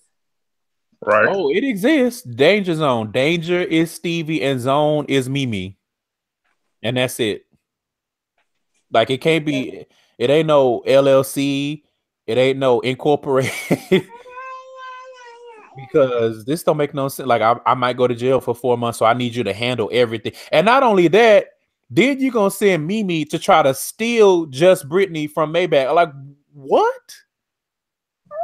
He like, I need you to handle everything with her. Like, are you okay? No, the fuck you not. I'm like, you still a piece of shit, Stevie. That don't make no damn sense. That don't make no damn sense. So I don't think much else happened except for the Tommy drama. And listen, that shit was a lot. Right. It was. I literally got that in my notes. Like, that is a lot. That is literally my notes. It was a lot. And I'm gonna just put that out there because I felt Tommy on a spiritual level and on a niggy level. Don't tell me it's gonna be one thing and then when I show up it's something different. Yeah. That's the shit I don't like. I'm still like, I get it, but then I don't. Like, the thing about this is I can't rock with Tommy because she's in the wrong. And it's just like, if you go to the root of the problem, in what world are you showing up to somebody's job to fight them and getting mad when you get arrested? Like, I don't get it. Like, it's just like, you showed up to your sister's job to fight, right? You claim you got to put everybody on your back and this, that, and the third. This the one person in your family that appears to have a fucking job. Because Lord knows your mama ain't doing shit but running through your money. You raising your 15-year-old sister that your mama should be raising, and your brother is running in and out your house. The one sister you beefing with is the one who works and takes care of herself. But you gonna go up to her job to try to fight her. She beat you the fuck up and you got arrested. That's on you. Yeah, all of that is fair. Yeah. Now, with her mama, if I say no, I'm good. Let that be it. Her mom in Yeah. the wrong for this one. Yeah, and I guess that was like I agree with you on all of that. Like, you put yourself in a position to get your ass whooped and arrested. I mean, you don't have nobody to blame but yourself. But moving past that with this, and I guess because I felt it because I've had family members do that to me. Like, they talk all this shit about, oh, such and such miss you so much, and we just need to get the family back together. And then when you show up for some shit, it's a whole different situation. So I kind of felt her for that. But then at the same time, she kind of escalated it. So it's like, Yeah, her brothers and sisters and stuff was looking like, well, this shit was oh boo. yeah, the rest of them were like, I thought we was just gonna be in here being cute, like we was on that Right, 70 show, right, in front of the cameras. yeah, But I just feel like her and her mama are both in the wrong, and two wrongs don't make a right, right. because these are grown people with grown issues. Like, you don't just be like, just come do this. Like, if she came there ready to talk and I guess get an apology, then that's what Her she should have been sister, getting. her sister apologized, and her sister was like, "I definitely feel like you owe me an apology for coming up to my job and starting shit and making me look crazy where I have to earn the check." And she like, "Oh no, baby, I'm not doing that." Like, it's hard for me to root for Tommy because she just got so many issues. Yeah. Like, it's just really hard to root for Tommy. I Like, just she I feel definitely like owes her sister an apology. Tommy needs to separate herself from them, and she needs some therapy. Like, she needs some help to work through the issues that she has, Right. because It was easier to root for her last season because it was just like her mama, and we saw just how shitty her mama was. But now it's like, but now it's like you perpetuating the cycle, because now you being shitty to other people, you being shitty to other family members. right, And it's like, even though your mama pulled a switcheroo, like I said, I feel for you on that. It did not warrant the reaction that you gave. Yeah, especially now with your sister when she like her. So I feel like her sister really don't want no smoke, but it's like, if I gotta beat you the fuck up, guess what's about to Yeah. happen? You took the words right out of my mouth, because I was just about to say that. Like, I don't want no problems, but if I gotta beat your ass, then I'm gonna beat your ass. And that's just what it's gonna be. Yeah, and like she like, okay, Tommy, I do apologize for like how things went down between us. I didn't want that, and blah blah, and Tommy like, mm-hmm. And she like, and you should be apologizing too. She like, oh, I can't do that. Okay, well, fuck you. And her sister, what? Like, the crazy part is, like, I feel like Tommy's sister is like her con artistry is A1 because she never get loud with Tommy. She be like, okay, then we don't have anything else to talk about. And Tommy just get pissed when her sister walk away. Like, Tommy one of them neurotic ass people that like they can't handle you walking away from them and Mhm. not engaging in a bullshit. Like, that sets them ablaze. Cause every time we see her sister be like, you know what? Okay, then it's the end of the conversation. I'm good. And Tommy just turn up. right. Yep, I agree.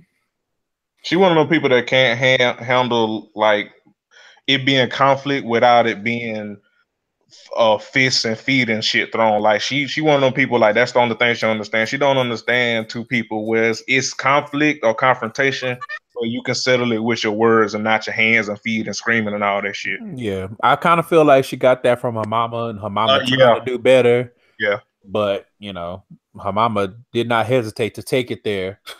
right. Her I was damn. like, so y'all just gonna start screaming in front of this photographer, calling each other a bitch, and I was just like, oh, I know that this photographer is was like, too the fuck much.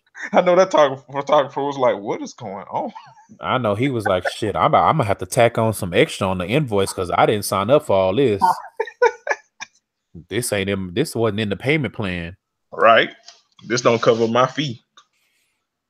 But So I don't. Was there anything else that happened? uh, The Kirk and Rashida thing. Kirk is a piece of shit. I did not appreciate him trying to casually slide, moving back in under the guise of business when he met Rashida at the spot. Yeah. So fuck him, and that was all I had on that. Yeah, fuck him, but Rashida a bozo too, cause how you as fine as you are and you mad this man got you a fitness deal. I mean, I kind of got her point though, because it's like the whole reason why we here is because you make moves behind my back. And so now it's like, because you was doing that in our personal lives, I don't trust you in any capacity. So I kind of understood where she was coming from. But I mean, she too fine to be in this whole situation. So I still got to give her the side eye. Like, you too fine to be here with this ugly ass nigga to begin with. Right. That nigga looked like something from a tar pit. He looked like a turd. Oh God. Yeah. You know what? I don't even want to. Let's put a bad taste in my mouth. Let's just move on. Yep. So that's it for Love and Hip Hop Atlanta. So the main event. Look. Wigamania. Wigathon reunion part 1. Yeah, wigs are us. Wigs plus. Right. No, wigs minus, looking at that shit that they got.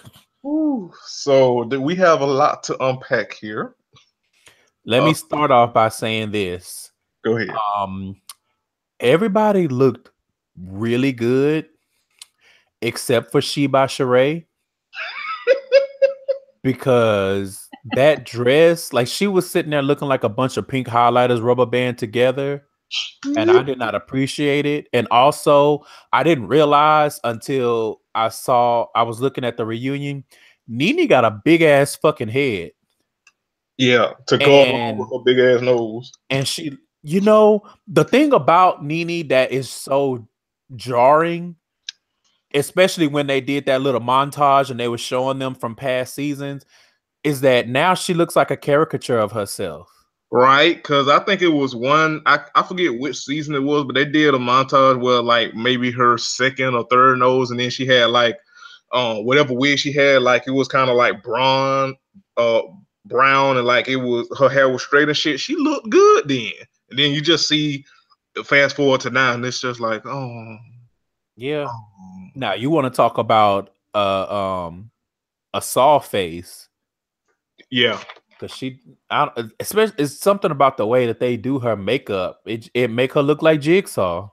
Fuck it, mask off when it comes to Nene. But but yeah, Sheree was up there looking like if Rita Repulsa went to prom. Listen, so but good luck, good the hell luck, everybody.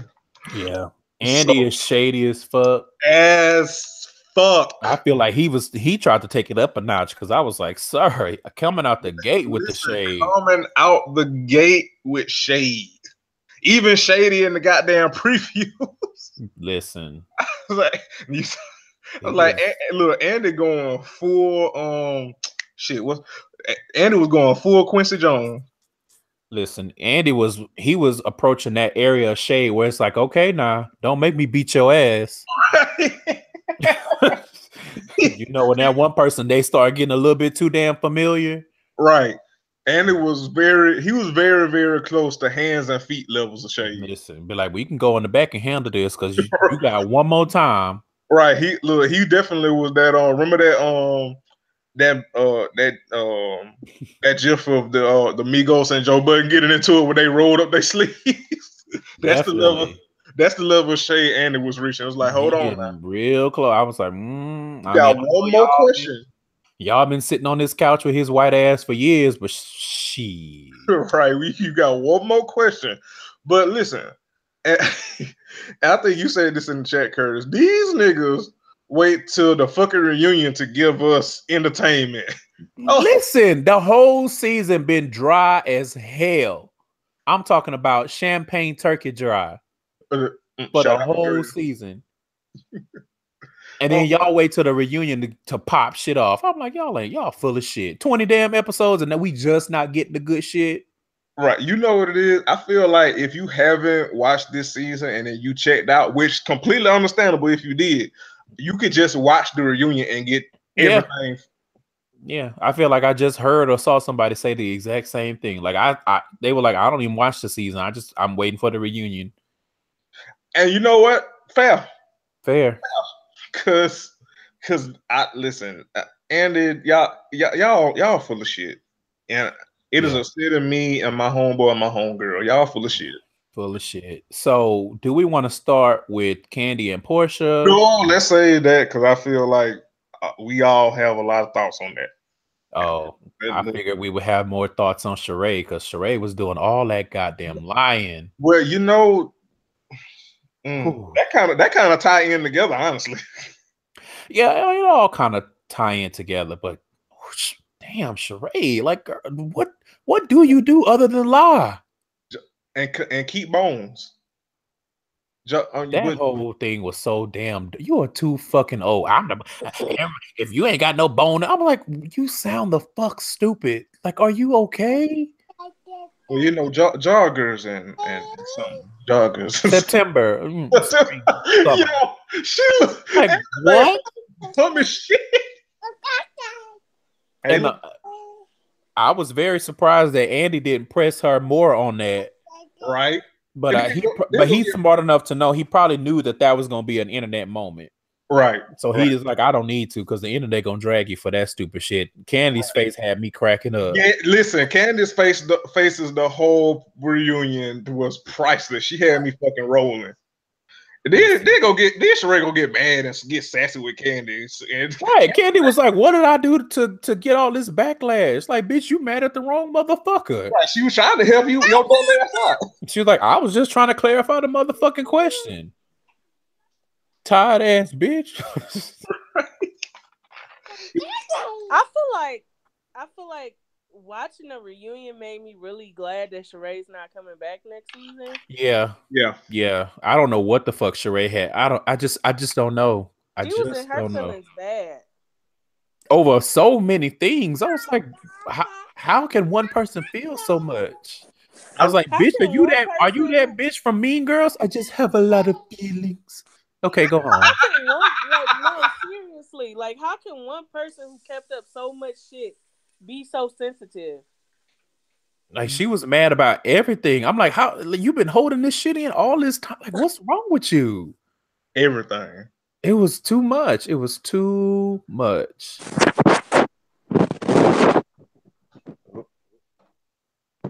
It was a lot. It was a lot, and I just wish that Portia would find a few brain cells to understand that an apology don't mean I'm going to go back to fucking with you. Right. And to also understand that just because you apologize and I'm not fucking with you no more, that doesn't mean I'm asking you to keep apologizing. So, and the other thing I didn't like, I feel like people have been in Portia's head, and I feel like she was practicing for the reunion because I didn't like her attitude. I didn't like the way she was coming across. Like, she was doing a whole lot. She came across entitled as fuck. Yeah, she was doing too much. Like, and I think, and so it's funny thing about that. I have seen a lot of people on the internet be in Portia's camp about this stuff, and I mean, that's not surprising. Yeah, it's people that still advocate for Phaedra. So really? Yeah. I haven't seen that, but damn, that's. Yeah. I know a couple of people that be like, "Oh, Phaedra, we just, shout out to one of my podcast friends, John, always talking about we just need to forgive Phaedra." No, the fuck we do not. Good the hell look, everybody. Phaedra lucky her ass ain't in court. Shit, that's as much forgiveness as her ass gonna get. What I will say, I miss Phaedra shade, but no, I don't think Phaedra needs to be forgiven because somebody who is a steward of the law did that. Yep. Mm-hmm. That's just like I said last week. If they bring Phaedra back, it's setting a bad precedent. Mm-hmm. But I've seen a lot of people be on Portia's side about this, and I just don't I don't get it. Like people are like, yeah, Portia shouldn't have to keep apologizing. And again, I ask, please show me the receipts. The person that she wronged, no it has apology. the only thing she asked for, bitch, leave me the fuck alone. Right, and I agree with I agree with Candy when she said now, and and look, I get it, but I understand people being like, well, damn, Candy, you gonna cry about everything, but I also understand like it's a traumatic thing. So, but the joke, but you know what?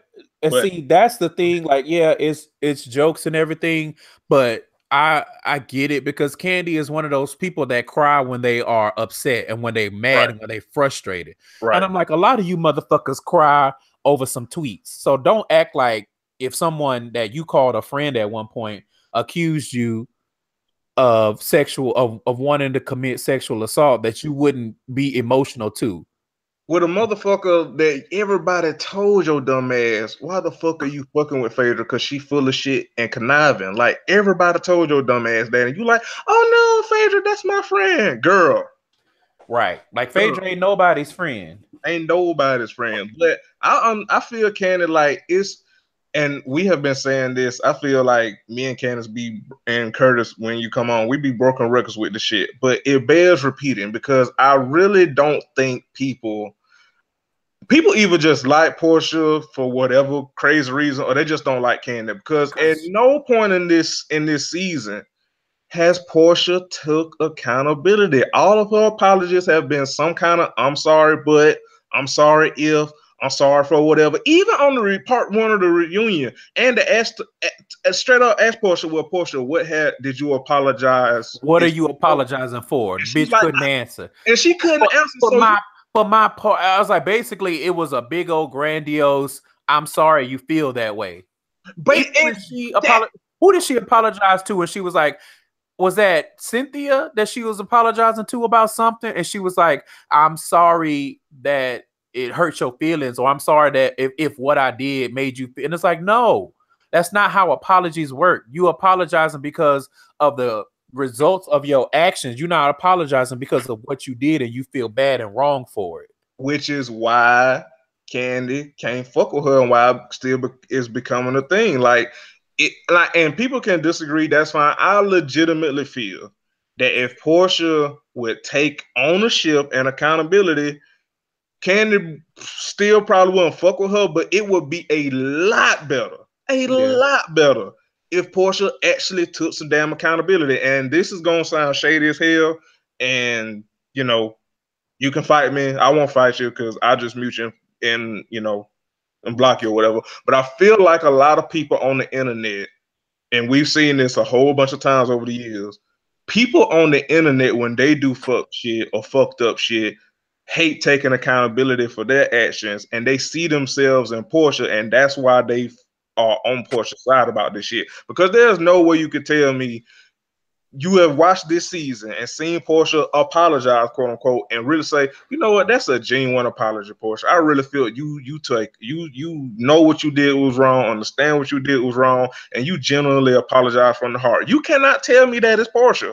Not at all. The closest she got was when where were they? It's San Francisco or some shit. Yeah. And when they threw that weird wedding thing for Kenya. Yeah.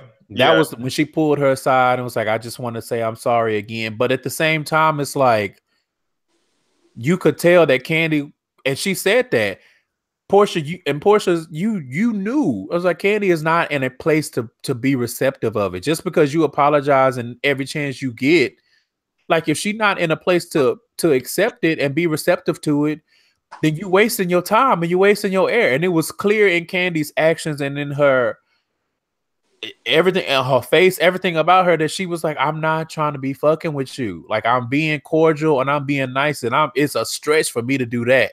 And you keep on poking at me with this shit. But I agree with you, Curtis. It's a lot of people that on the internet talk a good game, but in that, like, cause I've seen people hold grudges over motherfuckers because they disagree with them and block them. So for people to be acting like Candy is doing the most because she's holding on to a grudge, and rightfully so. But the thing about it is, she's not holding on to a grudge. That's not a grudge. I'm sorry. If you accuse me of some shit like that, it's not me holding on to a grudge. It's me being smart. I'm not fucking with you because look at the kind of shit that you do. You've taken it to a whole different level. Right. A whole different level. Right. You know what I'm saying? Like, that's some shit. And Candy is right. Like, accusations of sexual assault, that can destroy a person's brand. Literally. We've seen it happen. We've advocated for it. Right. Right. So for you and people on the internet to act like it's no big deal, and I think people act like that because they don't know, basically because Candy didn't take any feasible action. Like, if Candy had pressed charges against Phaedra, we would be talking about something completely different. Yeah. But them, it's not a big deal, and it don't seem real because Candy didn't really do anything. Phaedra not there anymore, so they feel like penance has been paid. And I say bullshit. And all Candy is asking for is to be left the fuck alone, and you can't even do that. Right. You mad because because some shit Nene said. That's between you and Nene. That don't have nothing to do with Candy. Right. And then go ahead. I like how Nene tried to lie and say that she didn't say that Portia should be fired when then they rolled the footage back. Right. We know Nene full of shit. And even then, Nene didn't own up to that shit. She was like, I didn't say the word fired. And even Portia had enough, as Candace said, brain cells to be like, okay, you didn't say the word fire, but you basically was saying the same thing. Like, words mean things. Phrases can have multiple meanings. Like, bitch, what the fuck are we talking about? Which also, we're circling back around. I didn't mean to cut you off, Candace. I'm gonna say this. I'm gonna shut up. Which I'm glad you brought that up, Curtis, because that also goes back to the thing with her and Candace. Like, okay, you can understand that words mean things, and you can use your brain when you want to, but you can't understand why Candace not fucking with you on these apologies, quote, that you have given. Like, I think it's two things. I think one is that Portia was dumb enough to feel like she did not get reprimanded by the show in the same way that Phaedra did. So she felt like coming back, everything was supposed to be hunky-dory. And I also think that once she realized that was not the case, she started flipping it to make it her storyline for the season. Because it ain't been Candy that's been keeping the shit going. And even if somebody else brings it up, it would be nothing for Portia to just shut the shit down and not even entertain it. And be like, what happened was between me and Candy. It don't have nothing to do with Nene. You weren't even on the season. You weren't even around. Right. But I feel like she, like I said, she got people in her ear and in her corner that's trying to tell her how to spin things, how to flip things, because I don't think that's authentic Portia doing that. Yeah. And plus, we've seen how pliable she can be to other people's words and their whims. So don't we know it? But I was just like, fuck Portia, because like I said, I didn't like her attitude. I didn't like the way she was acting, the way she was going at everybody. And she really, like I said, like if I was a woman, if I was Candy, and she started calling me a victim, I'd have beat her ass right there. Be like, fuck a peach. Listen, when she fuck said a fruit bowl, fuck ATL, fuck all of you, I'm beating that ass right damn now. Listen, a whole lot of black ass nerve. When she called Candy a professional victim, I legit was, I was like, girl, you've been crying and being a victim the whole season that this woman won't fully accept your apology and move forward. Like, what the fuck are you talking about? Like, right. What are you saying, you're not giving a genuine apology. Like, you apologizing so that there won't be shit. You apologizing so it won't be awkward for everybody. But you're not saying I genuinely did something that was wrong. I understand. Like, number one, Candy gave her the keys and was like, yeah, I would respect you if you said XYZ. But in my mind, if Portia came and said, I understand the depth and gravity of what I said, how it could have affected your business, how it could have affected your life, Right. how the legalities of it, and I am genuinely sorry. But you can't do that. Pretty much. And It's just one more thing, because I feel like people get selective with this shit too. Because one thing I've been hearing is, well, Portia, what Portia's supposed to do? Like, just because she want to apologize the right way that Kandi that won't or whatever. And it's like, well, first of all, there is such a thing as a right way and a wrong way to apologize. I don't know why we acting stupid like it's not. Like, we have seen celebrities and people that say stupid things and fucked up things, and if they apologize in a fucked up way, we continue to drag their ass. And if they apologize in a good way and seem genuine about what they did was wrong and they'll do better, we have forgiven them. So I don't know why we acting like we don't know the difference because it's Portia. Like I said, I just think some people like Portia, or they even just don't like Kandi, because the goalposts that have been moving around this shit just don't make no fucking sense.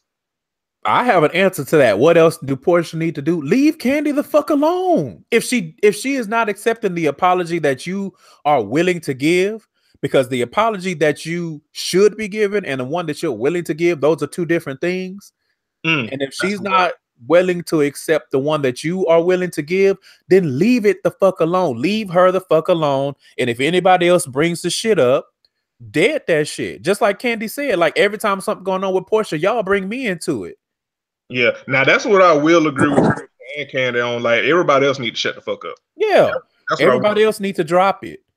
If Kandi not pushing the issue, then let it be what it is. Now, we know Nene was gonna bum rush the issue anyway, because no, I'm not gonna say that. But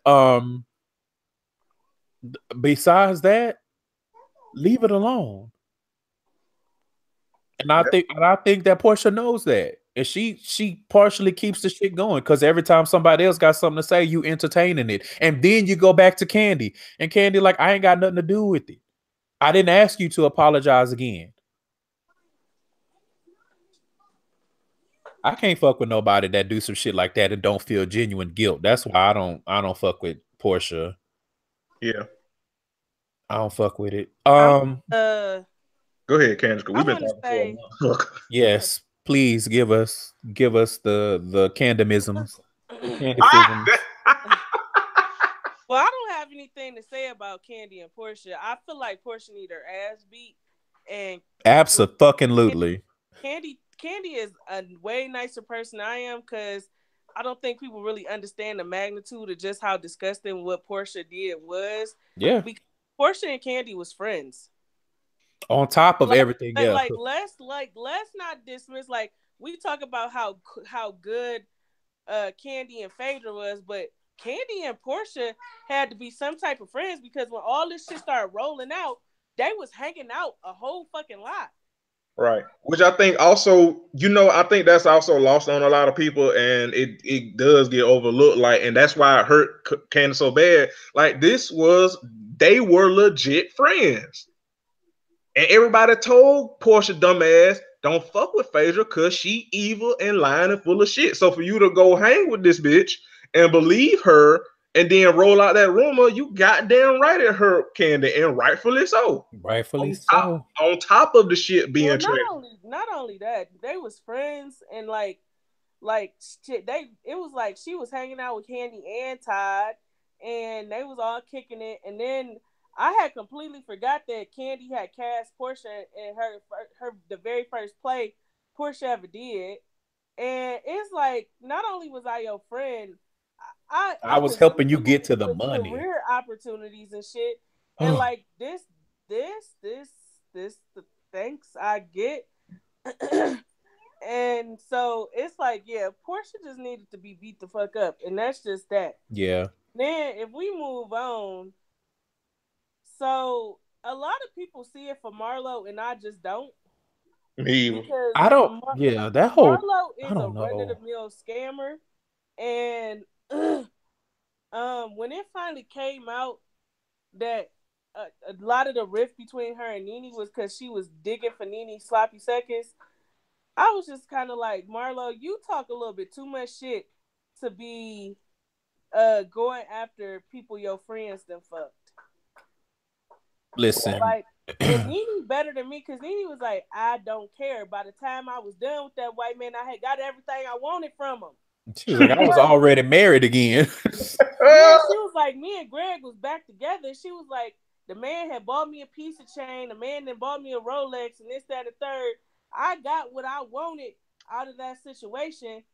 But as a friend, yes, I found what Marlo did to be kind of gross, kind of trash. I agree. Yeah, it was very trash. And shout out to I could barely fix my mouth to say it. But shout out to Kenya because Kenya was reading Marlo's ass into the goddamn dirt. She was reading her to the core of the earth. I was like, Jesus Christ. Marlo LLC, simply Marlo LLC. Marlo, listen. She said, if I want to look up porn, maybe. I was like, damn, Kenya? Now, Kenya got embarrassed a bit too, but listen, she was reading the fuck out of Marlo. She was reading the hell out. She was reading Marlo like fucking. You know what? I was here for it because I'm with Candace. I don't see what people see in Marlo. I don't like Marlo. I don't like Kenya either, but you know, I like Kenya on the show, but she's not likable as a person. Marlo is a different kind of conniving. Like what we see on the show, aside from the Phaedra Candy shit, the type of conniving those women are is pretty petty, right? Yeah. Okay, I'm gonna talk about your house looking cheap. I'm gonna talk about your Rolls Royce being pre-owned. I'm gonna do like it's surface level petty. The shit that Marlo has done to get underneath people on that show's skin is pretty gross. I don't care for Kenya. I don't dislike Kenya because I think Kenya's level of shady made the other ladies have to elevate. Oh, yes. When they went on that camping trip and Marlo was like, you know something wrong with you when your own mama don't want you. I was like, this the person y'all swear is just so amazing and you live and blah, blah, blah. Like, that was disgusting. Is this your queen? Is this your scammer? And the answer is yes. Yeah, but I don't. She said she got a square reader between her legs, and I about fell out. Listen. Yeah. And then when I found out that the reason Marlo became friends with Kenya is to piss off Nene, I was like, yeah, you just a whole lot of whack, bitch. Yeah. Yeah, because that's legit the only reason that she got cool with Kenya was to get back at Nene. It's like, yeah, that you a whole ass weirdo. And like, she too old for this shit. Like, how old Marlo? Morgan Freeman? She old as shit. I don't know. I'm trying to figure,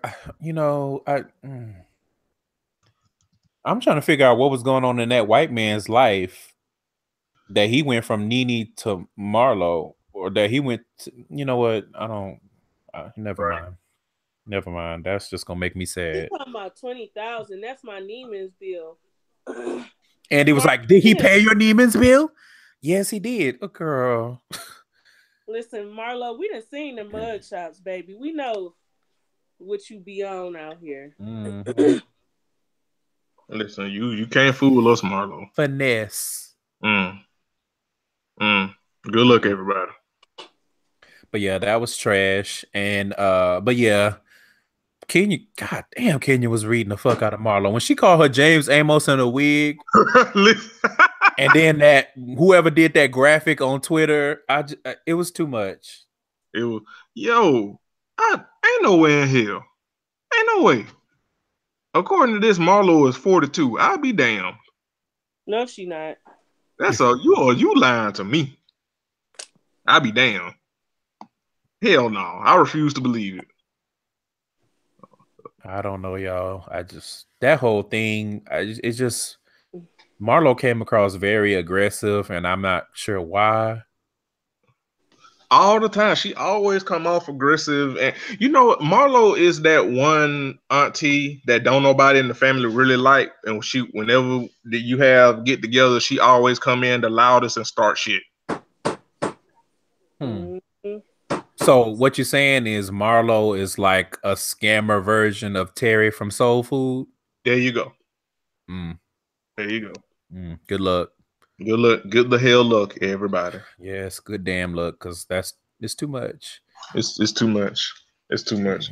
And then who else? Who was? Oh yeah. So Kenya was getting. What was she getting embarrassed? Because she was lying about something, wasn't she? Yo, About her marriage. Listen, let me tell you something. Mark meeting Mark's parents and shit. Yo, Andy, I low-key was feeling bad for Kenya a little bit because Andy was asking the hard-hitting questions. Yeah, he had his foot on her neck. And she was just like a deer headlight. She was. Her and Sheree both. She could come up with no answer. I felt like, let me just say this. I thought when she announced her pregnancy, like that she finally came out and said she was pregnant, but she never did. No, she didn't. She never said she was pregnant. She said we're expecting a boy or a girl. And she just like, I just want a healthy baby.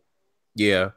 Right. And my immediate thought, because I just watched, what was I watching? I was watching I think some show that I love that had its series finale, and some people did the same kind of thing. Like they were like, "Oh, we're going on vacation after we get married," and then they finally admitted on the last episode, "Well, we're really going to go pick up our foster kid, or not our adoptive children that we adopted." And that was when Kenya would not come out and say, "I'm pregnant," or "I'm this many weeks or months pregnant." That was my first thought. I'm like, "So y'all, where y'all picking up a kid from?"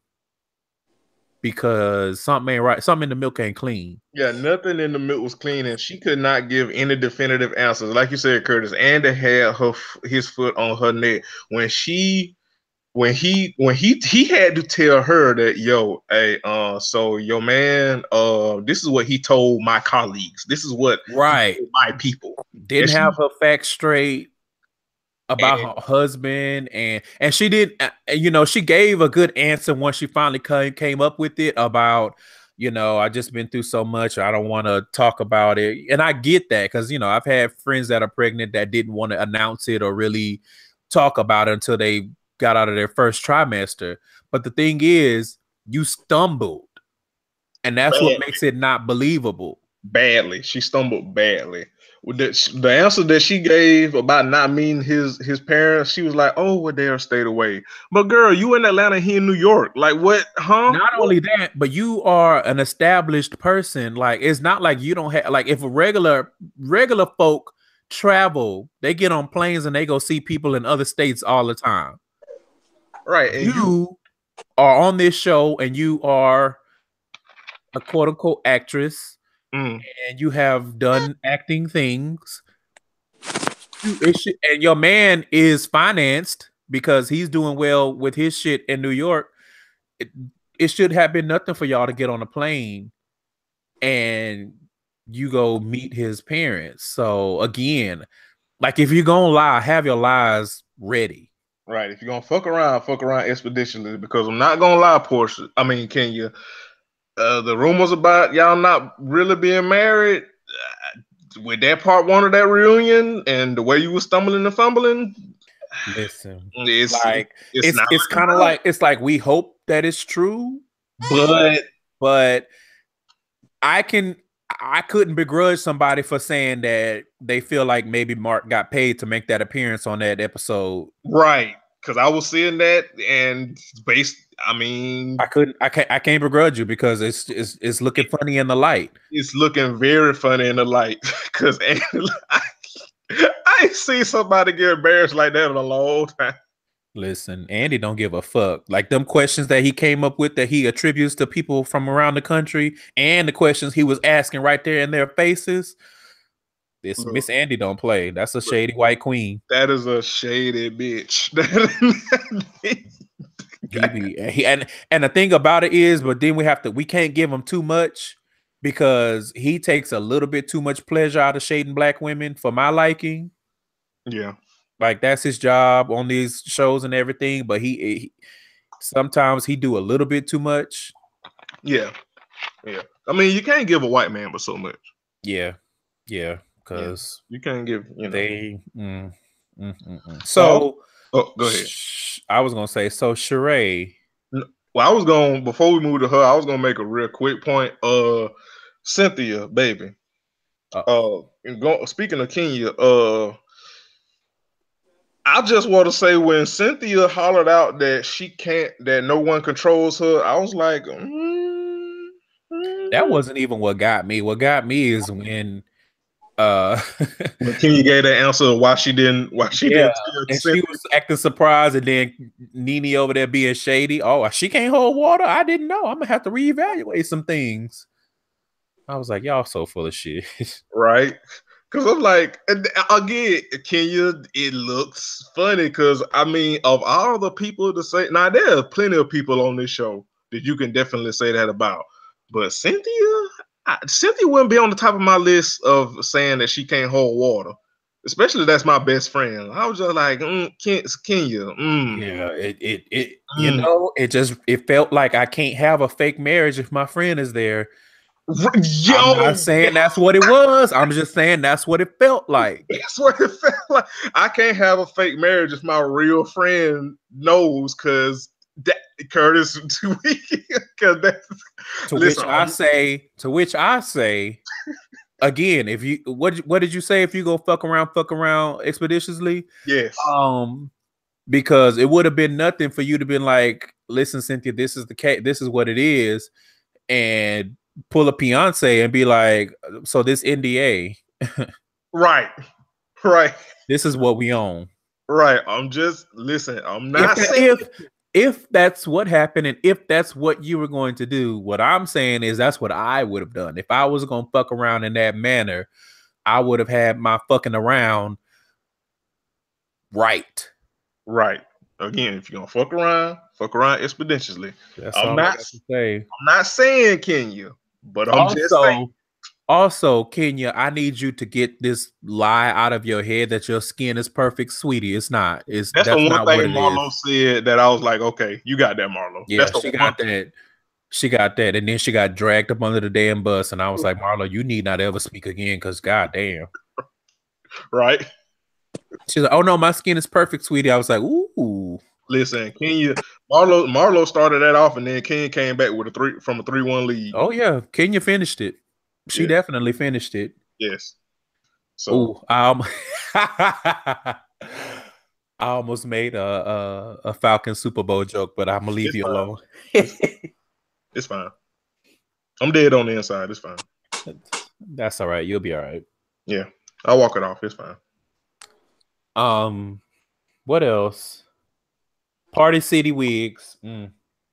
That's gonna be good next. Or it come on tomorrow, don't it? Yeah. We're recording on Saturday. But so we didn't talk about it in length yet. But so the ways that Sheree got embarrassed.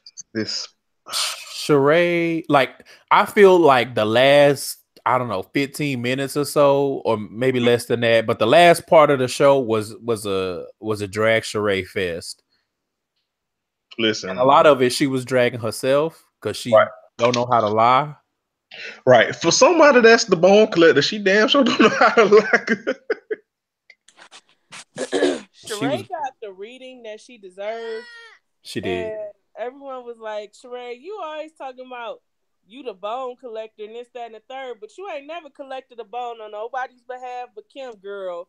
Let's just call it what the fuck it is. She like, whoever been loyal to me, and Nene was like, you won't get nobody a chance to be loyal to you before you lying and carrying mess. So, I mean, good to hell luck, bitch. Yeah. Right. And I think Portia had it ain't often, but I think Portia had a point here when they brought up the thing about Portia telling Shamea that she shouldn't trust Sheree, and Portia was like, well, shit, you call yourself the bone collector, so I'm just repeating you. Yeah. I thought that, I mean, it ain't often I give Portia anything, but I thought that was a good point. Yeah, I agree. I mean, first of all, Sheree, you sitting up there dressed like a hooker, Princess Peach, and I was just like, what are you wearing?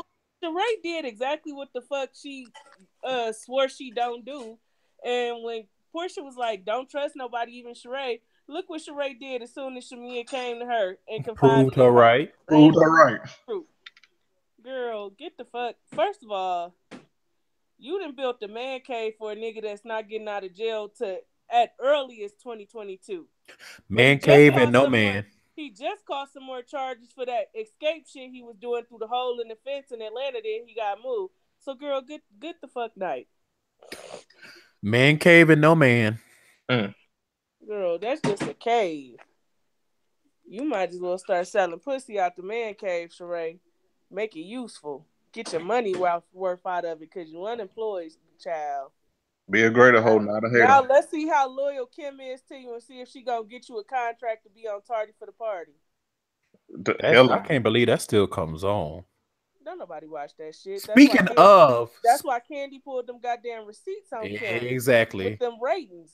See, that's why I fucks with Candy, because Candy be about her shit. Candy's like, if I'm gonna speak, I will have it backed up by receipts. So let me just pull a few. Tardy for the Party ain't even get better ratings than when Nene and Greg got remarried. So one has to ask why it's even still on. I didn't even know Eva was the fuck pregnant. Right. I knew that because I follow her on Instagram. Right. Seems like she been pregnant forever though. She finally had a little boy. Who's she pregnant by? Who she had the baby by? By that dude from Atlanta that was like running for some political office. Oh, okay. The same guy. They still together. The one that what's her baby daddy name? Kevin McCall. Yeah. She's still with the same guy when Kevin McCall was going off. Oh, okay. Okay, cool. But well, if I'm not mistaken, Eva, on that new bundle of joy. Yeah, she'll be on there next week. But if you're gonna be on next season, baby, you gonna have to do better because you was just beautiful as hell and nothing else. Right. It's almost like we already have Cynthia for that, so you're gonna have to bring something else. Just go. You gave us more theater when you was on Top Model. Right. It's like, listen, girl, that man, he lost whatever position he was trying to get, so it's time for you to let's go. So, but yeah, Sheree, she September, spring, summer, joggers, but athletic. I was like, no, joggers, but lifestyle. I was like, what is this bitch saying? Lifestyle wear. The fuck is lifestyle wear? It's joggers, but it's also lifestyle. What does that mean? That's what I was in my head. Like, what did you saying, Sheree? How you do a kid? Girl. Lifestyle wear. Right, I'm like, summer, fall. So, the bitch couldn't even get them seasons together. I was like, Sheree, are you selling the Herbalife version of sweatpants? Like, what is going on? And she kept saying lifestyle, and I'm like, so sweatpants? That's what sweatpants are. Lifestyle wear, meaning that's the shit you lounge around in the house. Maybe go to the grocery store in. I'm like, oh, Sheree, sweetie, like, get your lie together, baby. If you're gonna lie, make sure you have your shit right. If you're gonna fuck around expeditiously. Good Lord. But yeah, that, like I said, because that last 15, like, it was a drag session. Catch Sheree in every lie told. You know what it reminded me of when when Nene called them Larone. Yes.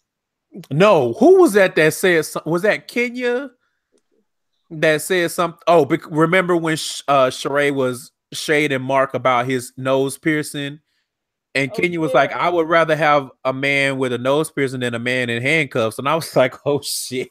Listen, Kenya's shade was A1. I was like, "Shit." He was like, I will pick up the mantle of shadiest bitch on this couch. I will do it. No problem. She was shade. She might have looked Andy might have made her look foolish, but she damn sure was throwing the shade. She recovered because Sheree looked real dumb. Trying to talk about, I went and got my ears pierced too. Bitch, what are you saying? You can't even shade right. What are you talking Nothing. Talking about that lifestyle wear. That's coming out spring, summer, winter, fall. Like, just say. Girl, she didn't put out some goddamn velour joggers with Sheree on the butt. Bitch. Why? Why? Bitch, this is not no 50 Cent video. Right. 21 questions, fake ass. But I'm like, who wants to have Sheree's name on any part of them? I don't listen. I'm not even trying to be funny, but having joggers let them know, poo-poos. Yes, indeed.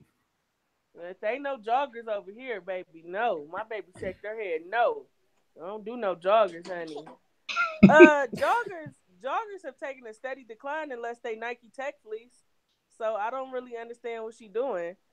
Who is this for? I don't understand why she won't let She by Sheree die peacefully and with dignity. Right. Like, you trying to make it fetch. It's not fetch. I mean, but let's be honest, because the way she was caught unawares, She by Sheree already died. She just don't want to admit it.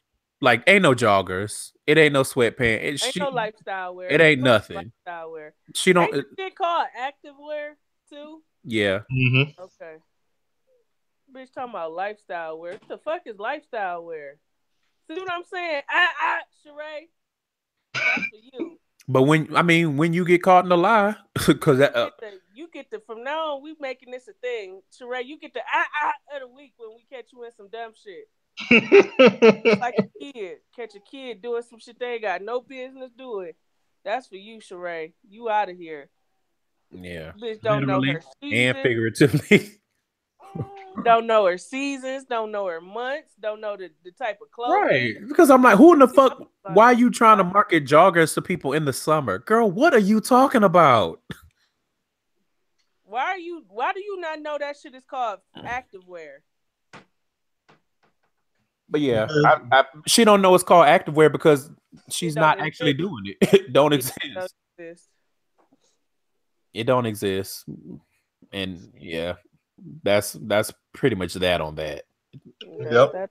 So part 2 comes on tomorrow because we're recording here on Saturday. So we will see. Listen, I am looking forward to, and I think you said it, Candace, but I'm looking forward to Nene and Candy both dragging the fuck out of Kim. Listen, so we've seen the pictures and the memes that they made out of Kim when she made that weird face with her lips looking the way that they do. Yo, somebody said that she looked like the dude from Men in Black when he got controlled. Yeah, I saw that side by side. Yeah. But it's some different shit to see that shit like actually happen in video. Yeah. I was disturbed. I'm just gonna put that out there. Like, first of all, them lips. I was like, this is what you do before the Well, when you do Kimmery. So when you do white womanry, because shit. Right. 53%. Because we done seen multiple white women do that shit. And then got to show up to whatever function or whatever event or taping looking crazy. Looking like trash. Because they didn't factor in the time that it takes for your lips to adjust to the shit that you did. Like, that shit takes some weeks, sis. You can't just go to the doctor and then go on TV the next day. That's not how that works. Right. So. Oh, God damn. I don't see it. But, part 2 reunion. Looking forward to it. And is it anything else? Because I think that's about it for today. No, I think we good. I'm gonna end it on a positive note before we go out. To circle back to what we began the show with, shout out to Cardi B, because if I'm not mistaken, she's already passed like 100 million streams of her album on Apple Music. So yeah, I saw that on Twitter today. Take that, Nicki. With your trifling ass. Talk about him, messy bitch. But, yeah. So, with your irregular surgery body now. Yeah. Mm. Nikki, you know what? Nikki need to be beat the fuck up. Did you say that earlier, Candace? Because if not, she need to be beat the fuck up. She does. We can say it again. We can reiterate it. Sorry, I was just rehashing everything we talked about earlier. I'm like, you know what? Let's add her to the beat the fuck up list. Yes. That's what, like, Reed got the sick and shut in list. We got to beat the fuck up. With the way you acted in that interview, you get a too. Sit your ass down. Nicki Minaj, sit your ass down doing shit you ain't got no business doing. Like going on interviews, fake crying. Right. So goofy ass. You was way too fucking old, man. Exactly. But we're gonna end it here. Yes. Thank you all for listening. Thank you all for tuning in to our hot takes and jokes about this theater. Because part one of the review did give us that. Next week, I think we're gonna try to get I don't give a fuck how y'all feel about us having Curtis on every week because I fucking like it. And that's just what the fuck it is. You thought it was a 2-person group, but no.